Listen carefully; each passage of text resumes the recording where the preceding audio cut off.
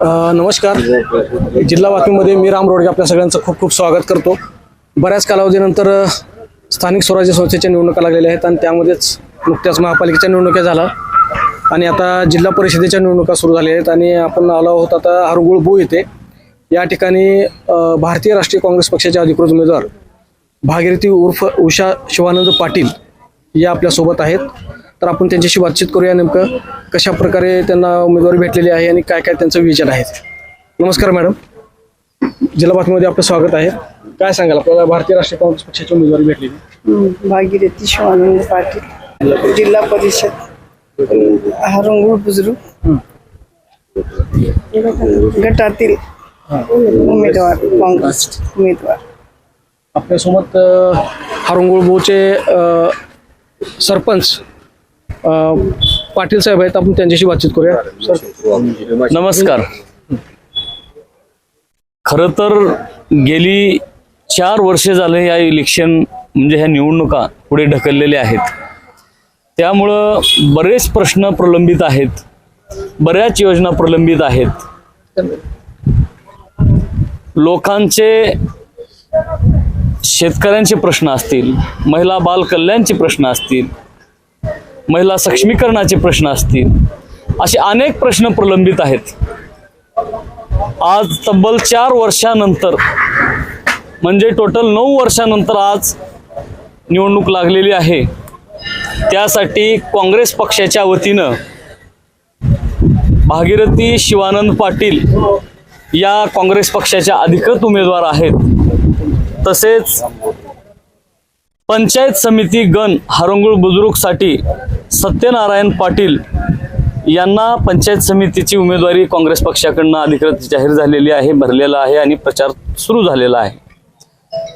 तसंच हरंगुळ खुर्द पंचायत समिती गणसाठी विलास उपाडे यांना उमेदवारी काँग्रेस पक्षाकडून मिळालेली आहे.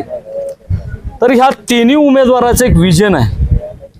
ह्या 13 गावामध्ये जे काही प्रश्न गेली 4 वर्ष झालं प्रलंबित आहेत, त्या प्रश्नावरती काम करायचं आहे.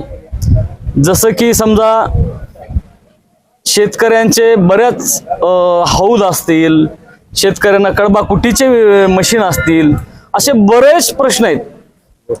गोठ्या समजा सुरू आहे, पण बाकीच्या जी प्रश्न आहेत ते प्रश्न आणखी प्रलंबित आहेत. त्यासाठी काँग्रेस पक्षानं हे 3 उमेदवार दिलेले आहेत आणि ह्या पूर्ण गटामध्ये काँग्रेसचं एक चांगलं प्रबळ असं वर्चस्व ह्या तिन्ही उमेदवारांचं आहे.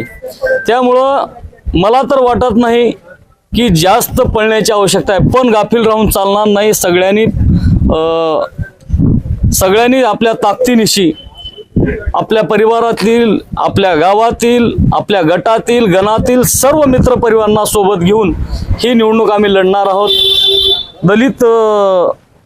दलितांचे प्रश्न असतील, अल्पसंख्याकांचे प्रश्न असतील, असे बरेच प्रश्न आहेत. त्यावरती आम्हा सर्वांना काम करायचं आहे. आमचे उमेदवार त्यासाठी सक्षम आहेत आणि माननीय अमित भैयाजी देशमुख साहेब, माननीय दिलीपरावजी देशमुख साहेब, माननीय धीरज भैयाजी देशमुख साहेब यांचं नेतृत्व आम्हाला लाभलेलं आहे.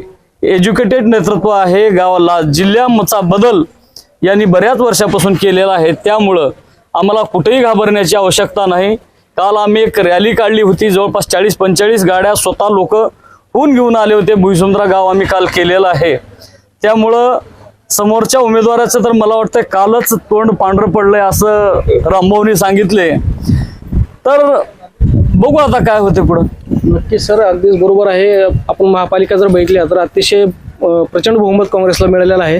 आपल्यासोबत श्याम बरोबर आहेत काँग्रेसचे कार्यकर्ते, त्यांच्याशी बोलूया. सर काय सांगाल? तसं तर आमचा उमेदवार आज हरंगुळ जिल्हा परिषद, मी असं सांगेन की आत्ताच महानगरपालिकेचे इलेक्शन झाले महाराष्ट्रामध्ये.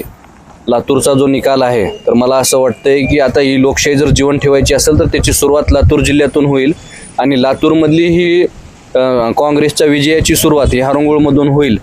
आम्ही आता लोकशाही विरुद्ध म्हणजे लोकशाही जिवंत ठेवण्यासाठी धनशक्ती विरुद्ध जनशक्ती लढाई असं म्हणलं तर ते चुकीचं होणार नाही.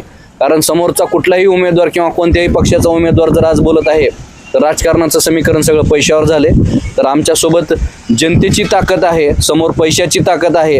तर जनता जिंकते का पैसे जिंकते हे बघण्यासाठी आम्ही लोकशाही जीवन ठेवण्यासाठी राष्ट्रीय काँग्रेस पक्षातून आमचे उमेदवार या ठिकाणी भागीरथीताई पाटील जिल्हा परिषद उमेदवार आहेत. त्याचबरोबर आमच्यासोबत 2 पंचायत समिती मेंबर आहेत, विलास भैया उपाडे बारका हरुंगुळ खुर्द आणि हरुंगुळगंजचे शैलेश भैया पाटील.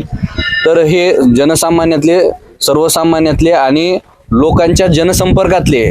मागचे 4 वर्ष झालं या सरकारनं इलेक्शन लावलेले नाहीत आणि त्याच्यामुळे कुठल्याही अधिकाऱ्याकडे जर गेलं, साधा आपण बँकेत जरी गेलो तर तो अधिकारी प्रत्येक माणसाला सांगून जसं चिडचिड होते तसं सर्वसामान्य माणसाची ही लढाई, हे इलेक्शन फक्त लोकशाही जीवन ठेवण्यासाठी लढणं चालू आहे.